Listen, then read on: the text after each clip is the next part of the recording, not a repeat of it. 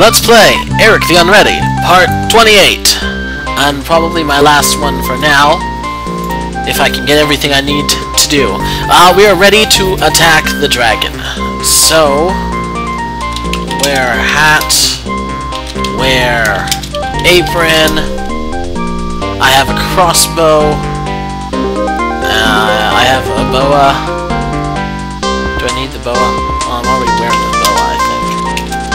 I'm already wearing the boa. Alright, let's go. Alright, west. Climb up the hill to the dragon's cave. The dragon's lair is a huge, dark cavern ruled by the very dragon who now looms before you. The monster seems invulnerable to attack, except, of course, for the vulnerable spot on his throat revealed by your magic sunglasses. See? Those we needed. In the darkness of the cave behind the dragon is a magic ring. The object of today's quest, the raw steak of eternity, is also visible in the shadows. The only exit is to the east. Suddenly, the dragon's vulnerable spot shifts to its tail. The dragon flames the top of your head, but the fool's cap protects you from the attack.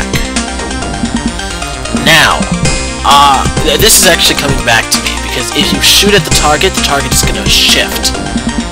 So, you see how there's this list, the breast, eyes, head, tail, talons, and throat? It's going to be in one of those. Now, I'm not sure how you are really doing it. Try the dragon's breast. You fire the crossbow at the breast just before the coral strikes, the vulnerable spot moves, but not to where you're aiming. The coral bounces off the dragon and he eats it. It shifts to his head. Dragon flames your eyes, but the sunglasses protect you from the attack. Shoot. It's just on his tail, it was on his breast before. Shoot his eyes. Fire the crossbows at the eyes. The vulnerable spot moves right over your targeted area. Ta-da! Didn't even take us that long. The coral strikes. The dragon shrieks, and with a great hiss of escaping air, he suddenly deflates before your eyes.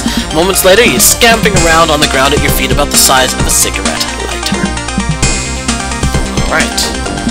Let's take that dragon. You take the dragon. Take steak. And ring. You snatch both the steak and the ring.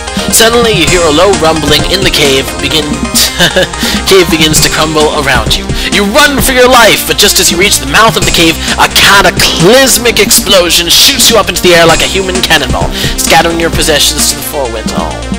You travel for miles in a high trajectory, and when you finally plummet towards the ground, your fall is broken by the branches of a large Yukagan tree near the foot of the Mountain of the Gods.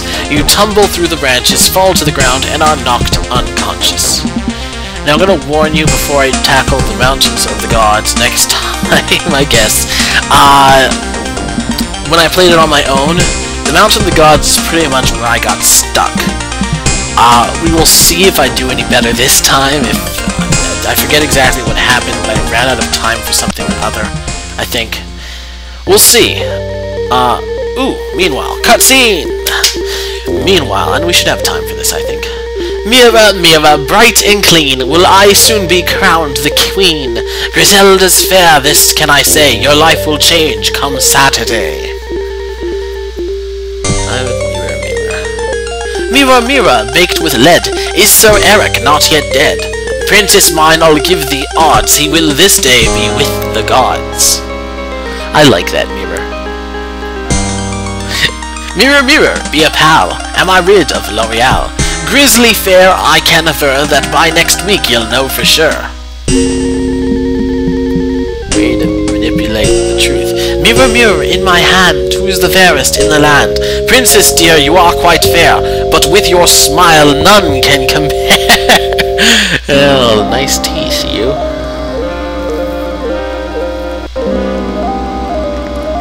Is that it? Oh. Ow.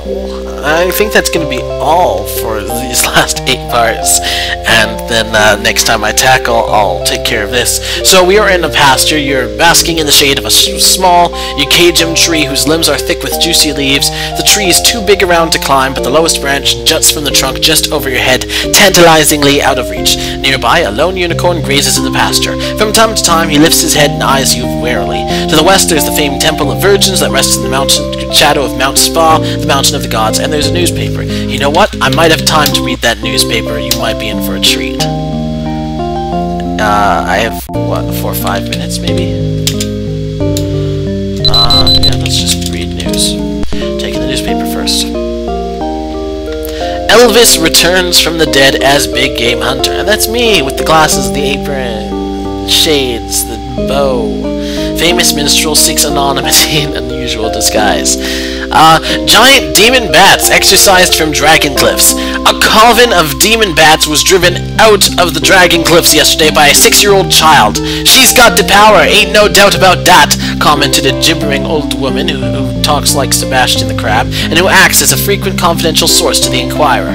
The girl is apparently unaware of her special power and believes she was making mud pies at the time the exorcism occurred. Puppy. Oh, that's sad. I don't want to read that. A young puppy was killed yesterday when it was struck by a cart driven by an unidentified two-headed oaf. Oh, do you remember that oaf? He's an oaf. The puppy was the St. Barkin's Day gift to a young boy who is said to be heartbroken. According to well-placed sources, the accident occurred just afternoon when the puppy heard the cart coming down the road and rushed out to greet it. Oh. The cart struck the little dog and drove off without stopping. The puppy's owner, an orphan, rushed to its side and cradled the dog in its arms. The dog licked the boy's face once and then died. That's really sad. Personnel. To the mayor and people of Hamlin Town. I've still got the kids. Perhaps we can make a deal. PP. Help wanted. Docile but foul-mouthed flower girl needed for a linguistic experiment. Contact H. Higgins. For sale, small red cloak, some bloodstains. Contact B.B. Wolf. General interest. Feeling meek, mouse-like, enroll in the Conan School of Assertiveness training. Sharpen your negotiation skills. Learn how to drive home your points and hammer your opponents into submission. Lost. 1 pair of slippers, ruby-colored, valuable only to owner. If found, do not wear. Instead, place in small basket on yellow brick road. A friend. And that's all. I'm sorry to end this chapter on such a downplay note, but that poor puppy! I'll see you next time.